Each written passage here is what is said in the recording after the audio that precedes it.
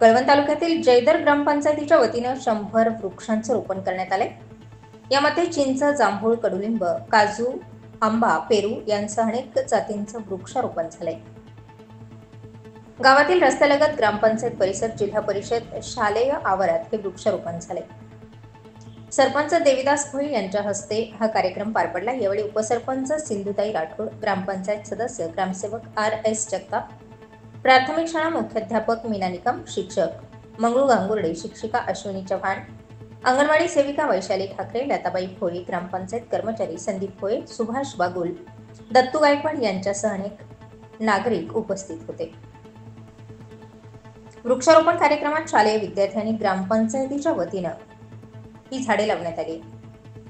यावेळी ग्रामपंचायतीच्या वतीनं वृक्षारोपणाचं महत्त्व सांगण्यात आले।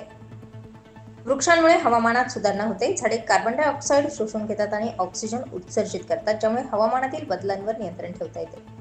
वृक्षामुळे गावाला एक सुंदर आणि आरोग्यदायी वातावरण मिळतं। पाण्याचं संवर्धन होतं। झाडे पाण्याची पातळी टिकून ठेवण्यासाठी मदत करतात। त्याचबरोबर वन्यजीवांसाठी अधिवास झाडे वन्यजीवांना आश्रय देतात। यामुळे पर्यावरणाचा देखील ऱ्हास थांबतो।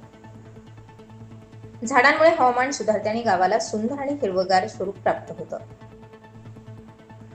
यावेळी वृक्षारोपणाविषयी जनजागृती करण्यात आली। वृक्षारोपणामुळे पर्यावरणाचं महत्त्व लोकांपर्यंत पोहोचतं, तसेच वृक्ष संवर्धनासाठी नागरिकांमध्ये जागरूकता निर्माण होते। जयदर ग्रामपंचायत देखील असा कार्यक्रम यशस्वीरित्या राबवून पर्यावरणाच्या संरक्षणासाठी योगदान दिले। स्टार 24 फास्ट न्यूजसाठी माधव खाबिया सह सागर गांगुर्डे, नाशिक ग्रामीण।